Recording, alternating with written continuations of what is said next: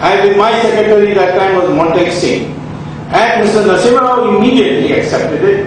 Because I refused to join the Congress party, he therefore made me chairman of a commission popularly called the GATT Commission. But I was there, I used to attend cabinet meetings sometimes when subjects of my interest came. And Narasimha Rao had that capacity to understand the politics of it, and he implemented it, and it was that crisis of that time, plus the collapse of the Soviet Union. Had the Soviet Union not collapsed, we would not have been able to bring the economic reforms because of the extraordinary influence the Soviets had on the intellectuals of India. So, two crises produced two major transformations. So, if there is a crisis, I welcome it. India only grows when there is a crisis. So, when you see a crisis coming in, please welcome it. Don't be depressed. If today we have a crisis, wonderful, because we have to come out of it. So this brings me to the question. I will also say, by the way, in passing, that the financial system of India is pretty sound. And its financial indicators that we have, financial soundness indicators is prepared by the IMF, would give very high marks to India. We had problems earlier.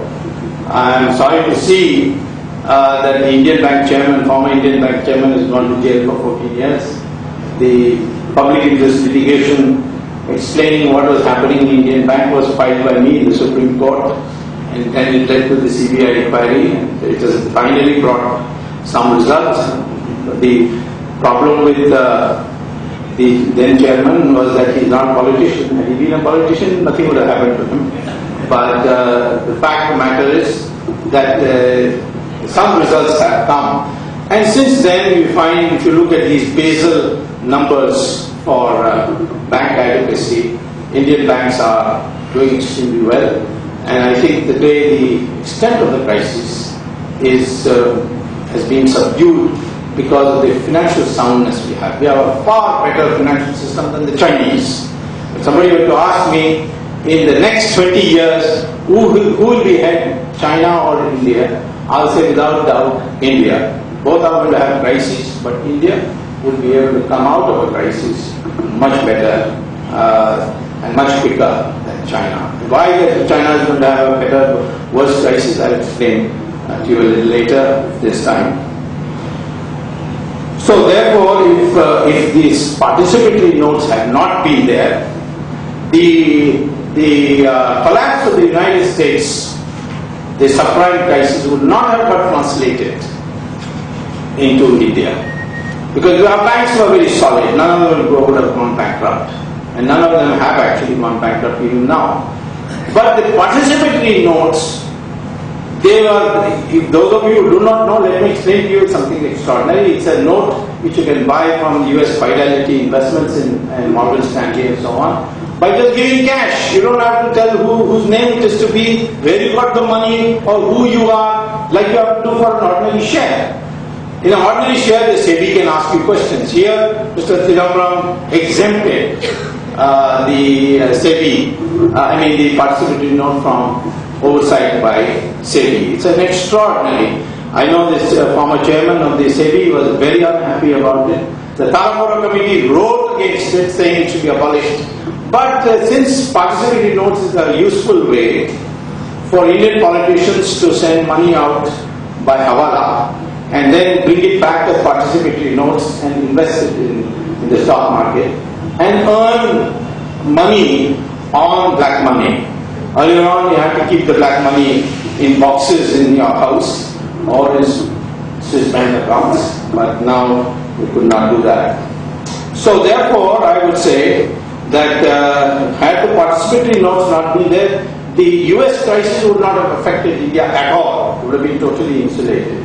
But because of that, like the swine flu, the visitors bring it, the PM brought the virus from America to India. So what do we need to do? First of all, let me say, if the communists come to be a part of the power again, there's no hope. Wait till the next election. Because in this time we can't. Because communists basically owe their loyalty to China, and China doesn't want India to grow. Understandable. We don't want China to grow too big either. They don't want us to grow. But we don't have a Swatantra party in China, but they have a communist party in our country. So they have an instrument by which they can wreck anything. So therefore, first premise is that the next government should not have a communist in it. Second is that the Prime Minister recently said that if you give me 100 days, I will turn the economy around. But if you look deeper, what is he saying? He says, if I get another chance, I will further, the only measure he has suggested is that he would have more stimulus than he has had in the past. Stimulus is not the answer for improving our economy. So what do we need? I think what we need is, we need a new mindset.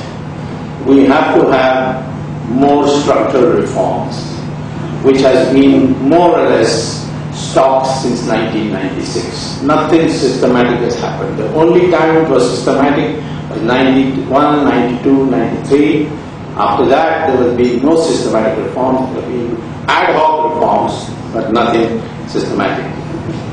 So what should be done in that? First of all, I would like to see that our agriculture sector is globalized, which means that we must empower our farmers to export abroad. If you empower them, they'll do it. You know, for marigold flowers in Madurai district, in a relatively poor area, they've become rich just by exporting. We showed them the way. The government had a scheme by which they were shown the way to export those flowers, and just by exporting flowers, they've become rich. We have innovative talent in India right down to the bottom. So empower their agriculture. Agriculture today, suicides are growing at the rate of 13% per year. It's a scandal. And it cannot be cured, the problem of agriculture cannot be cured by bank loans being written off. You'll bring in some other disease.